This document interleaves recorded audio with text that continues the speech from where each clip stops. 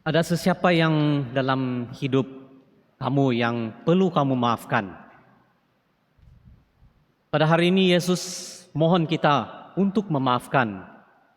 Dan kita dengar dalam petikan Injil yang kita baru dengar tadi. Kita telah belajar satu kebenaran rohani yang sangat penting. Dan kebenaran yang kita belajar tadi adalah jika kita tidak memaafkan, kita akan menahan orang itu untuk keluar dari penghambaan dosa yang dia telah lakukan terhadap kita. Dan bukan itu saja, kita juga akan menahan diri kita dari keluar dari penghambaan dosa yang dilakukan kepada kita itu. Dalam Injil Yesus kata, dia bilang untuk saling memaafkan bukan 7 kali, tapi 7 kali 70 kali. Jadi saudara-saudari, saling memaafkan bukan satu pilihan.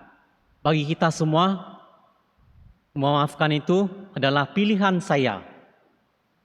Tapi Injil pada hari ini memberitahu kita itu bukan satu pilihan, tetapi itu adalah satu keperluan.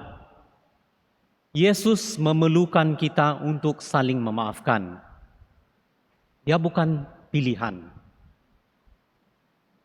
Kalau kita ingat dalam doa Bapa kami yang Yesus ajar kepada kita, dia menyatakan bahwa kita akan diampuni seperti kita pun mengampuni orang yang berdosa terhadap kita. Jadi dia bukan satu pilihan, tapi satu keperluan.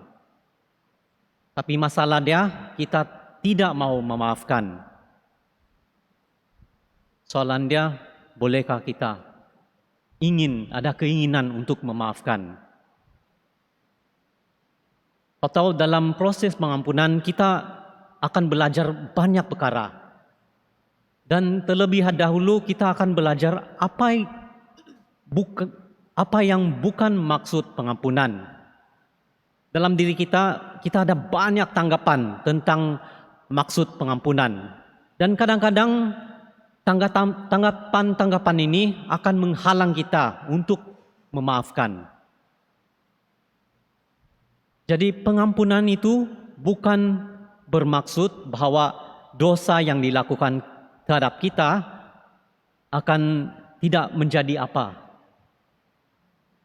Pengampunan tidak bermaksud kita memaafkan dan melupakan. Dalam bahasa English, forgive and forget. Itu bukan maksud dia. Pengampunan juga tidak bermaksud bahwa sekarang semua sudah oke, sudah baik. Dan pengampunan juga tidak bermaksud bahwa tidak ada pembalasan yang diperlukan. Tetapi apakah sebenar pengampunan? Maksud sebenar pengampunan adalah tindakan bebas dalam diri kita yang didorong oleh Tuhan. Dan tindakan bebas dalam diri kita ini membebaskan kita dari dosa-dosa yang telah dilakukan terhadap kita. Jadi pengampunan itu adalah tindakan kehendak yang bebas yang datang dari diri kita sendiri. Jadi saudara-saudari, pengampunan itu bukan pasal emosi. Selalu kita bilang siap mengampuni penuh dengan emosi, tapi itu bukan. Pengampunan adalah mengenai perbuatan kehendak dalam diri kita. Pengampunan adalah keputusan untuk memaafkan dan memaju dalam keputusan itu. Kadang-kadang, tahulah kan emosi kan. Jadi kadang-kadang emosi kita sangat lama untuk mengikuti perjalanan pengampunan yang kita mulakan. Tetapi itu bukan faktor penilaian sama ada kita memaafkan atau tidak.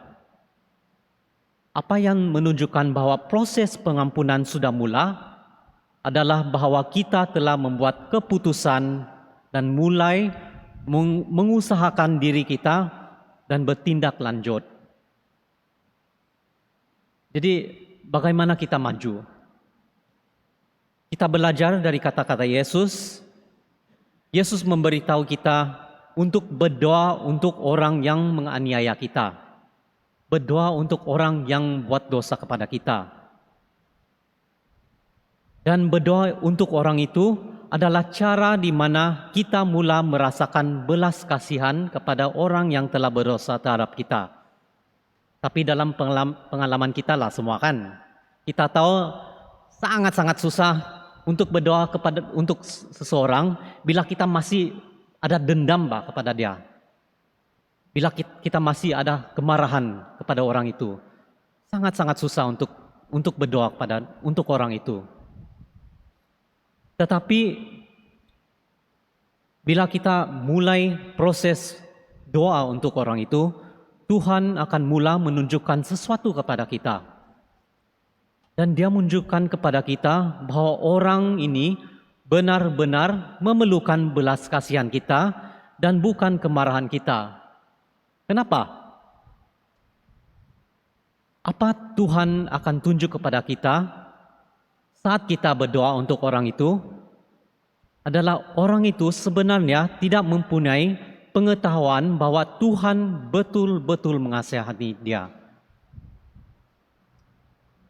Jadi sekiranya dia sadar, jika orang itu betul-betul sadar bahwa Tuhan itu mencintai dia, dia tidak akan melakukan dosa yang dia lakukan kepada kita. Jadi dengan cara yang sangat nyata, orang itu betul-betul layak mendapat belas kasihan kita. Dan dia benar-benar layak mendapat doa kita. Kerana dia tidak tahu. Dan ketika kita berdoa untuk orang itu, kita mulai menyadari bahwa ada kebaikan yang datang dari keadaan itu. Dari situasi itu. Apakah kebaikan yang Tuhan mau melakukan dalam situasi itu? Kebaikan besar yang dapat keluar dari situasi kita dan mungkin melalui doa kita, seseorang dapat diselamatkan.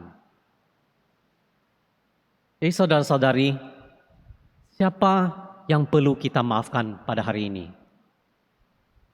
Siapakah yang perlu kamu maafkan pada hari ini? Adakah kita rela membenarkan Tuhan membawa kita menjalani proses pengampunan? Saya sangat berharap itu.